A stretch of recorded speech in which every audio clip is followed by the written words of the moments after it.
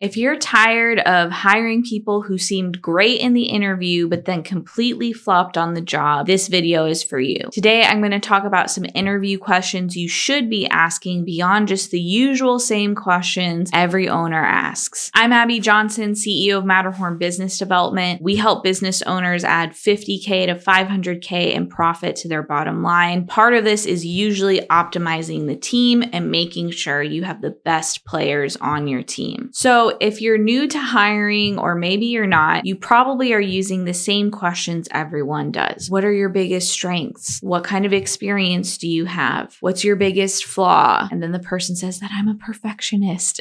And you get these veiled answers that don't really tell you anything about the person and if they're going to be a good fit for your business. Yes, they have answered phones before and know how to use a phone. Or yes, they have done pressure washing before and know how to use a pressure washer. But does that really mean that they are going to be the right fit for your business? So let's dig into a few questions. The first question I want you to add in here, because yes, you do have to ask about experience and all that boring stuff, but I want you to ask about why they want this job. Why do they want to work for your company? What you're looking for here in the answer is for someone to actually be excited to join your team and actually have an interest in what you do. Yes, people need to make money, and that's usually a big driving factor for getting a job, but you need the employees to be on board with your purpose and helping your customer or client. A great example of this is a chiropractor. You're hiring for a front desk or an assistant or whatever it may be, and you ask someone, why do you want this job? They might say, well, I'm really passionate about health and taking care of myself, so I want to help other people do the same. So I feel like this really aligns with that, as opposed to someone just saying, well, I need a job and I saw your job posting on Indeed and it fit how much money I need to make. Like, which of those two people are you going to be more likely to go with? Which of those two people do you think is going to perform better on the job? Obviously, the first one who actually has a purpose for what you do. The next question you can ask is, what have you liked doing in the past? This is great because this shows someone's potential and what they could be trained towards. I don't care so much that they have the actual hands-on experience. I care more that they are willing to learn and willing to do that job. It's sometimes even better to get someone without experience, because then you can train them how to do the job the way that you want them to. So if you ask what type of things they enjoy, you know right from the get-go what kind of job to give them. An example of this is I had a friend who got a job and she was initially hired as an executive assistant, and that was perfect for what she wanted to do. She just wanted to help support someone, come in, know exactly what her tasks for the day were, and clock out. That's the kind of job she wanted. So they hired her as this role, and then quickly within a few weeks, they were like, actually, you're going to be an executive over marketing, because she did have that past marketing experience. But that's not what she wanted. She didn't want to be managing people. She didn't want to have the stress of hitting certain KPIs and whatever. She was not right for that role, but they never asked her that. They never asked what she wanted, and then they put someone in the role who was miserable there. I'm not going to get into how it worked out, but let's just say it's not a good idea to put someone in a role that they are going to hate doing, right? The next question is super important. You need to have some sort of question that gauges how they're going to fit into your company culture. Now, I have other videos on company culture and how to set up your core values that are going to shape that company culture, but you want to make sure that this person is going to fit in with your team and that it's not going to cause problems. An example of this is my husband was a recruiter at one point, and the recruitment company he worked for was pretty intense. They were super driven, intense on hitting their metrics, but they also were very crass. There was a lot of swearing, a lot of teasing each other, and if someone was super buttoned up and couldn't handle some cuss words, they were not going to enjoy this job. My husband even said you would think this might only be men that would be suited for this environment, but they had some women who they hired who were totally comfortable in that environment, and they ended up thriving and being some of the best on the team because they fit in. They had no problem hanging with the guys, teasing each other, cussing like a sailor.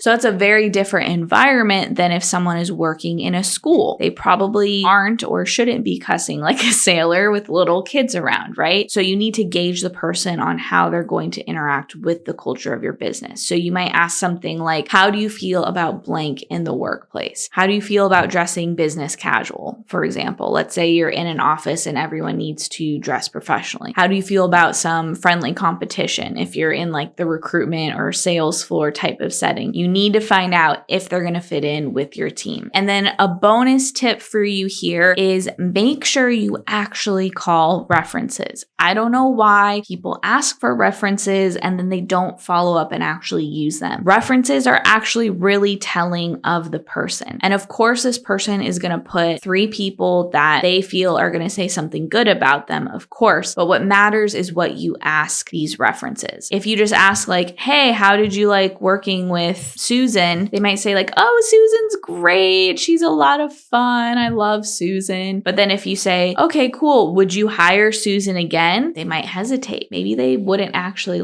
hire Susan again. Maybe she's great and bubbly and, has great jokes, but she's actually lazy and doesn't do her job. You never know. So make sure you ask, would they hire her again? And then I would also ask about their performance. Like, what did they actually do while they were in the business? And I don't mean, oh, they answered the phones. It's like, what did they do to help the business grow? What did they do to help the role they were in grow? What did they actually produce while they were at that position? It is crucial to get these reference checks done because they are going to be very telling about what the person is actually like on the job. All right, I hope this gave you some things to think about and implement right away. If you're looking to add 50K to 500K to your bottom line, click the link below to book a call and we can discuss how we can make this happen for you. And if you feel like maybe you need to let someone go or maybe someone on the team is costing you a lot of money, make sure you check out our other video on how one bad hire can cost you. I'll see you in the next video.